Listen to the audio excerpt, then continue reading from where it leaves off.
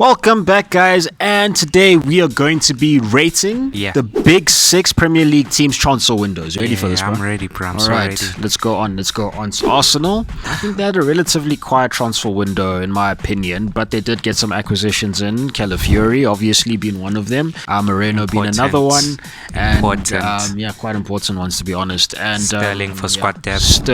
Squad depth, from Chelsea, who we're still paying 220,000 in wages. Bit unfortunate, but it is what it is. They did lose a couple of academy players though, in Smith Rowe, in Ketia, and Aaron Ramsdale as a goalkeeper. That's big though. I don't want to lie. So overall, dude, I think they made some pure profits on these academy players that didn't even start for them. They did lose a good second place goalkeeper in Ramsdale, in my opinion. And they haven't fully addressed that striker situation. I feel like that's the difference between them winning the title or not as well. Kai Havertz has been decent so far though. So not too reliable. Especially in terms of his injury. So I'm gonna say this one gets a 6 for me. Oh yeah, I'm gonna go 7. I would have went 6, but look, it's not enough, and especially with the new Champions League format, and most of these players are international players. Schedule's gonna be tight, so it's not enough acquisitions. So 7, but still good though. Chelsea next, guys. I think they have a lot of acquisitions, and I think it's a really good window. Only problem they haven't truly addressed is the striker situation. So obviously Sancho, Neto, Felix, who else? Hey man, there's a lot. Tossing at the back as well. Quite a bit of depth there. Plus they got Conference League, if you can count that as a competition.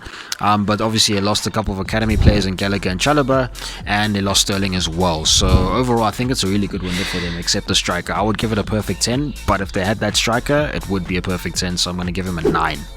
I'm going to give them an 8. It's okay.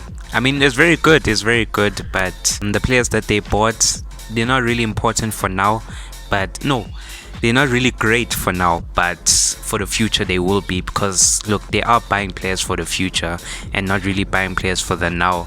I mean, losing Thiago Silva last season, a very good player despite his age. You gotta replace quality for quality, you know what I mean? So they are buying very good players for the future, just not for now. Liverpool, guys. So who did they get in? Chiesa, only him for the summer. Cool. And they lost Carvalho and Vandenberg. Alright, so I think, listen, they didn't lose heavy players, they didn't gain massive players. Chiesa is a big addition though. It's remains to be seen if he can keep fit though, because injuries was a massive problem for him. So for me, I'm going to rate this a 5. I think it's quite average. It's heavily dependent on how well Chiesa does. It's unfortunate they missed out on that CDM position. Zubimendi. So I'm going to give it a 5. Quite average for me. It's not just about who we lost this season, is who we lost, last season with Fabinho, who was a very good CDM that needed replacement, because now we had to play a whole season without a top CDM, and then now this season we have to force players like Gravenberch to play that CDM role. So it kind of worked out for we're buying players that we don't really need, and that's why I'm not going to give Liverpool a very high score. I love them, but for this transfer window it was very poor, so I'm gonna give it a 6. It's not good, it's not bad, because buying Chiesa for 15 million for a player like him is very good, so I think that's good business, so I'm gonna go for a 6. City next up, guys. So these guys lost Alvarez, which I think is a massive loss, as he plays a lot of positions for the team. And he also just joined at the same time. It was a massive price he went for to Atletico. They managed to get in Savinho, who's looked very sharp. I think he's a great Mahrez replacement finally. Replacements. There we go. And they managed to get Gundogan back, who I think is also a decent semi-replacement for Rodri if he gets injured, which he currently is. And Gundogan is just an overall good player and plays a lot of positions for Pep, and he understands the tactics, so it's like a trial version already done. He doesn't need to play in the Prem again or anything. Not just good, but he's very good for the title race. Clutch player as well. Very important for them. So for me, I think it's a decent transfer window. Alvarez is a big loss too. They haven't completely replaced. If Haaland goes, what happens? That's the issue. It's a big issue, so I'm going to give them a 6. I was going to give them an 8, but because of not replacing Alvarez, and Haaland is the only striker, so I'm going to give them a 7. United. This is a big one, guys. Clap for them, I wish. I mean, honestly, fair play. I wish we had enough time to go through all their damn players in this video, but we don't. But yeah, listen, they got De Ligt in defense, they got Ugarte. Xerxes in attack, they got Ugarte, Euro, unfortunately injured. Maswari. Yes, guys, like the list is endless, to be honest. And they managed to get rid of some deadwood as well in McTominay. Now what's kind left is Casemiro now. I'm not hating, great footballer, but you know, the United fans don't even want him, so what can we say? That's an interesting one. Yeah. Leave the football before football leaves you. Yeah, it is what it is, guys. Personally, I don't think he's a bad player. I just think he's been misused by Ten Hag. Terrible football. Terrible football. Yeah, and they also lost Sancho to Chelsea. I have to say that. Not that they were using him, but I think he could have been useful in that attack. Sancho it's a better. Obligation. So technically lost. I think Sancho's better than Rashford. I think Sancho's better than Garnacho, bro. I think they're better than the majority of the options they had. Diallo and Sancho would have been good to start up front with Xerxes in the middle, personally. They had that and then they lost it, so that's the only reason for me. You know what? Actually, I'm still going to give him a 10. I'm still going to give him a 10 because give him a 10, it's everything's just ruined by their manager. But on paper, in terms of transfers, they've addressed all their problems. They did everything right. They lost. Honestly. They got profits on some players as well. So I have to give them a perfect 10. Yeah. Cool. That's the only time they'll win the Premier League in this video. It's the highest rating you're ever gonna get from us as United. Sorry, man. And I'm a Liverpool fan. You won the transfer window.